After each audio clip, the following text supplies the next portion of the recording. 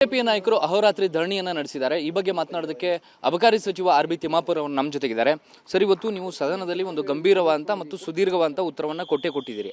ಆದರೂ ಕೂಡ ಬಿಜೆಪಿ ಅಹೋರಾತ್ರಿ ಧರಣಿಯನ್ನ ನಡೆಸಿದೆ. ನಿಮ್ಮ ರಾಜೀನಾಮೆಗೆ ಒತ್ತಾಯಿಸ್ತಾ ಇದೆ. ನಿಮ್ಮ ಉತ್ತರ ಏನು ಸರ್? ರಾಜಕಾರಣದಲ್ಲಿ ನಾನು ಸುಧಾರಣೆ ತಂದಿದ್ದೀನಿ. ರಾಜಕಾರಣಕ್ಕೆ ಬಂದ ನಂತರ ಈ ಭ್ರಷ್ಟಾಚಾರಗಳು ಏನೇನು ನಡೀತಾವೋ ಅವೆಲ್ಲವೂ ಕಡಿವಾಣ ಹಾಕಲಿಕ್ಕೆ ನನ್ನ ಡಿಪಾರ್ಟ್ಮೆಂಟ್ ನಾನು ತಂದಿದ್ದೀನಿ ಅಂತ ನಿನ್ನೆ ಹೇಳಿದ್ದೀನಿ.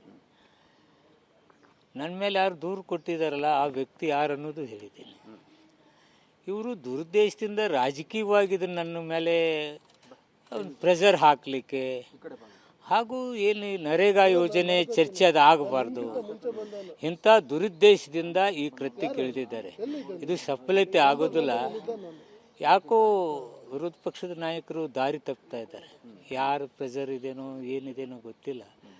ಯಾರ್ಯಾರು ವ್ಯಕ್ತಿಗಳ ಮೇಲೆ ಯಾರು ನಂಬಿ ಅವರು ಇಲ್ಲಿ ಅಸೆಂಬ್ಲಿಯಾಗ ಮಾತಾಡ್ತಾರೆ ಅದನ್ನೆಲ್ಲ ತಿಳ್ಕೊಂಡು ಮಾತಾಡಿದ್ರೆ ಚೆನ್ನಾಗಿತ್ತು. ನಿನ್ನೆ ಧರಣಿಯಲ್ಲಿ ತಮಗೆ ನಿದ್ದೆನೇ ಬರಲಿಲ್ಲ ಈ ಲೂಟಿಯಿಂದ ಅನ್ನೋ ಮಾತನ್ನ ಆರ್ ಅಶೋಕ್ ಅವರು ಹೇಳ್ತಿದ್ದಾರೆ. ಅಂದ್ರೆ ಇದು ಕೇವಲ ರಾಜಕೀಯದ ಮಾತಾ ಅಥವಾ ಏನಾದರೂ ಅಸಲಿಯತ್ತಿದೆಯಾ? ಅವ್ರಿಗೆ ಏನು ಅದಕ್ಕೆ ನಿದ್ದೆ ಬಂದಿಲ್ಲ, ಅವ್ರಿಗೆ ಕೇಳಿ, ನನಗೆ ಹೆಂಗೆ ಗೊತ್ತಾಗೋದು? ಸರ್, ಈಗ ಸೆಷನ್ ಮುಗಿದ ಬಳಿಕವೂ ಕೂಡ ರಾಜೀನಾಮೆಗೆ ಹೋರಾಟವನ್ನ ಮಾಡ್ತೀವಿ ಅಂತ ಹೇಳ್ತಿದ್ದಾರೆ. ಅಲ್ಲಿ ಯಾರು ಬೇಡ್ತಾರೆ?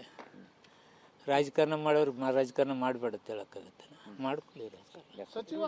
ಇದಿಷ್ಟು ಅಬಕಾರಿ ಸಚಿವ ಆರ್.ಬಿ. ತಿಮ್ಮಾಪುರ್ ಅವರು ಹೇಳ್ತಾ ಇರುವಂತ ಮಾತು. ಅಂದ್ರೆ ಯಾವುದೇ ಕಾರಣಕ್ಕೂ ಕೂಡ ಭ್ರಷ್ಟಾಚಾರ ನಡೆದಿಲ್ಲ ಮತ್ತು ರಾಜಕೀಯ ಕಾರಣಕ್ಕೋಸ್ಕರವೇ ಈ ರೀತಿಯ ಆಪಾದನೆಯನ್ನ ಮಾಡಲಾಗ್ತಿದೆ ಅನ್ನುವಂತ ಸ್ಪಷ್ಟನೆಯನ್ನ ಕೊಡ್ತಾ ಇದ್ದಾರೆ.